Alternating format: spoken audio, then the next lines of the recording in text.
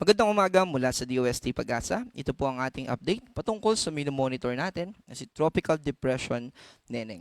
Base po dito sa ating latest satellite image, patuloy pa rin yung impluensya ng habagat. Pero kung papansinin natin yung kapal ng mga kaulapan, mas bawas na po ito. Kaya naman, dito sa Metro Manila at karatig nitong mga probinsya ay bawas na rin yung tsansa ng mga malalakas na pag-ulan. Pero posible pa rin naman yung light to moderate rain sa ilang bahagi ng Central Luzon, ganun din dito sa western section ng Northern Luzon or ilang bahagi ng Ilocos Region at Cordillera Administrative Region. By the way, patungkol dun sa mga minomonitor natin na tatlong bagyo, nabuwasan na nga po ito dahil tuluyan pa na mas lumayo yung isang tropical depression dito sa kanlurang bahagi ng ating bansa.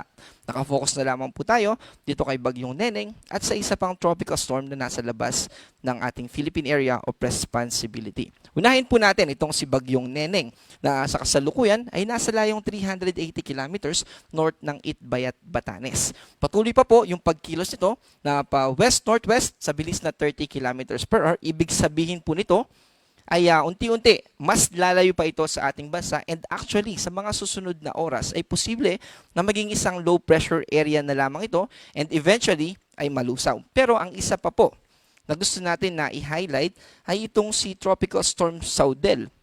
Dahil patuloy po ito nakikilos pa northwest sa bilis na 25 kilometers at may posibilidad po ito na pumasok ng Philippine Area of Responsibility sa Sunday or sa Monday. Sa kasalukuyan, ito ay nasa layong 2,780 kilometers east ng northeastern Mindanao. May lakas ng hangin na umaabot ng 75 kilometers per hour at pagbugso o biglaang paglakas ng hangin sa paligid nito na umaabot naman ng 90 kilometers per hour. Sa ating analysis ay posible pa na mas lumakas ito, kaya pumasok man ito o hindi sa loob ng Philippine Area of Responsibility ay meron itong potensyal na palakasin yung hanging habagat. Kaya naman by Sunday afternoon o di kaya naman ay sa Monday onwards, nakadepende po sa magiging pagkilos nitong si Tropical Storm Saudel, nakadepende doon kung gaano magiging malakas o yung impluensya niya sa hanging habagat, na kung saan ibig sabihin ay magiging maulap na naman by Sunday afternoon or Monday. May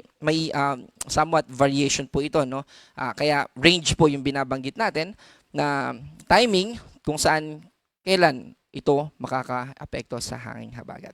So sa track naman po nitong si Tropical Depression Neneng ay tulad ng binanggit natin, sa ilang mga oras na lamang ay aakyat pa ito and eventually ay magiging low pressure area na lamang. Kaya hindi na rin po natin ito babanggitin, at yung ating weather update mamaya ang 5 PM ay hindi na nakafocus dito kay Tropical Depression Neneng.